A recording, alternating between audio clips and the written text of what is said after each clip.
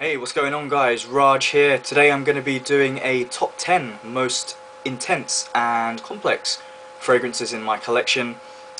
These are some of the strongest, most complex, most multi-layered, most interesting fragrances I have in my collection.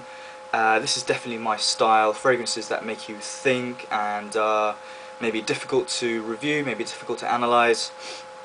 Some of the most creative compositions I have in my collection are in this list.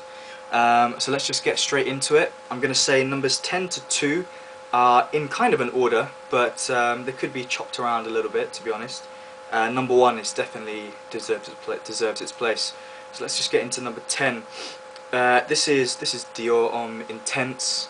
You guys know all about this fragrance. I think it's a type of fragrance that just surrounds you. You know, a couple of sprays on both sides or down here, and you are going to be surrounded by an incredible iris cocoa note in here. Dior really have pushed the boundaries in terms of men's designer fragrances. It's a point I've mentioned before in a previous video, and it's just an incredible fragrance. Definitely starts off quite strong, but the dry down of this is superb. Reminds me similar to Tom Ford's Noir de Noir. Really like that fragrance as well. Next up is Black Orchid by Tom Ford, the first fragrance that I bought targeted at women. I don't really think about women's fragrances anymore. It's all about what it smells like. And when I smelt this I think this was one of the fragrances which really got me into fragrances actually, or really got me into this style. There's a lot going on in this fragrance. In many ways it reminds me of Maison Francis Coq de Jean's Oud. There is, you know, like a truffle note in here, chocolatey, patchouli, floral. There's a lot going on. One of my favourites actually. One which I haven't been wearing a lot recently, but definitely need to put that back into my rotation. Next is a very polarizing fragrance. I love it. Musc Ravageur by Frederic Malle. Obviously, you know, the opening of this, I definitely think this is a fragrance which you need to apply and then wait for an hour, then go out the house. I haven't actually used too much of it really. You don't need to apply too much, and really what I get from this, people talk about cloves in the opening. I really don't get cloves. I don't know why. I even went into my kitchen and picked up some cloves to smell them, but I don't get up cloves in here. I really get a sort of resinous, spicy, probably is the clove. I just can't pick it up. A sort of labdanum scent, and the dry down of this is spectacular. This is one of the best dry downs I've ever come across. A really great fragrance there. Next is my scent of the day. This is Tom Ford's Amber Absolute. I would go as far as saying that this is probably the best in the private blend line of all the ones which are out there at the moment. It kind of has the DNA of Bois Marocain, another private blend fragrance, which I just heard has been discontinued. But it has so much complexity to it. It has a really thick amber accord, heavy in the incense, smoky woods. For me, this is actually stunning. It really is a stunning fragrance. I'm looking forward to wearing it a little bit more in the upcoming colder months. Really excellent. Tom Ford Amber Absolute there. Next up is a fragrance which I've been meaning to get for a long time. I've tried this in store several times. I had a couple of samples, and I finally got it recently. This is actually one of my most recent acquisitions. This is Nasomatto's Pardon. Jesus, this is something else. You know, actually when I first spray it on my skin, it doesn't really, you can definitely smell it. This is definitely extrait de parfum strength, which I'm picking up here. But it's not as loud as Black Afgano, but it just stays at a strong level throughout the whole day.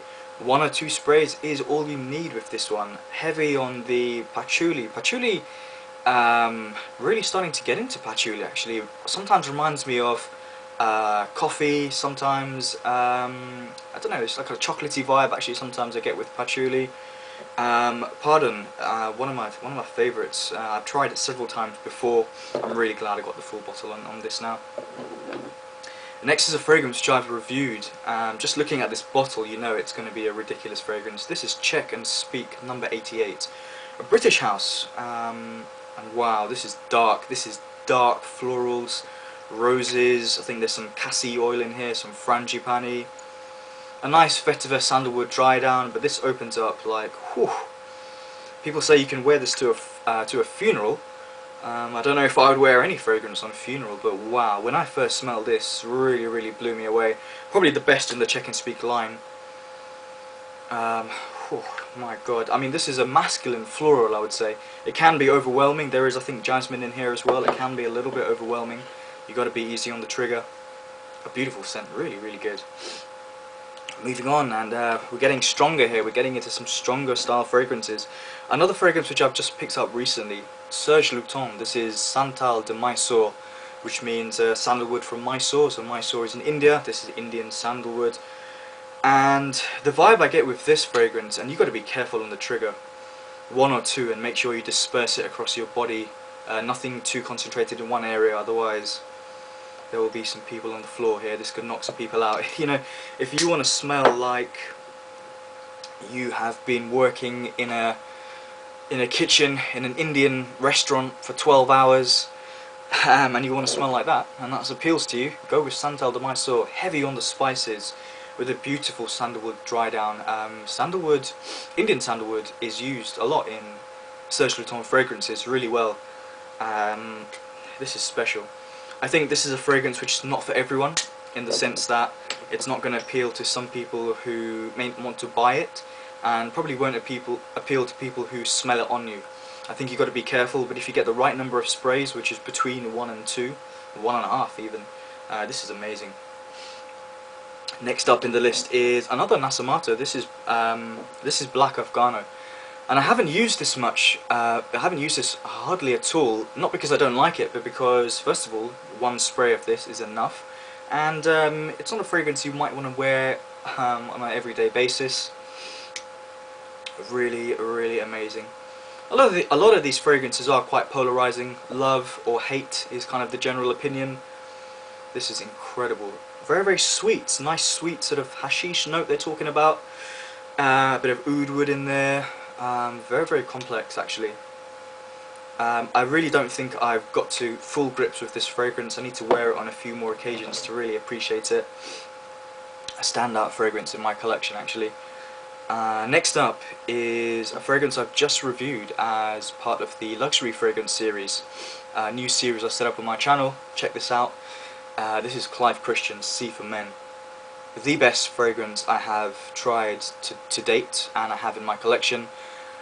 I've never given a fragrance, I never gave, prior to this review, a fragrance a 10 out of 10 in my videos. This got a 10 out of 10. This is perfection in a bottle. Wow, this is like Tom Ford's Tuscan leather on acid. This is ridiculous. The opening of this is so intense, it's so multi-layered. There's so much going on in this. The development is incredible. The note breakdown is a page long. A really excellent fragrance. My best fragrance I have. And finally, you know, I mentioned that this list of numbers 10 to 2 are in some sort of an order, but again, some of these fragrances could be, you know, pushed back and pushed forward. But number 1 here definitely deserves its place. This is the most intense, the most complex fragrance I have ever tried, let alone, you know, having amongst my full bottles, including samples and other fragrances.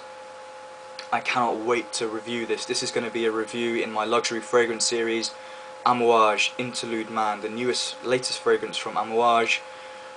Whew, this is just mind-blowing. It lasts forever. Smoky incense, Agave smoke, they say. Some dried fruit in there. It just goes on and on and on. Quite sweet actually as well. A fragrance which I don't actually like to apply around here. I usually do it on the arms. It just wafts up and just doesn't stop. It is a really special fragrance. Starting to get a bit of recognition in the fragrance community on YouTube, on Facebook. Definitely one to check out. This is fragrance taken to a whole new level. So that's my list, guys. Top 10 most complex and intense fragrances I currently have. Thanks for watching. I'll see you guys soon.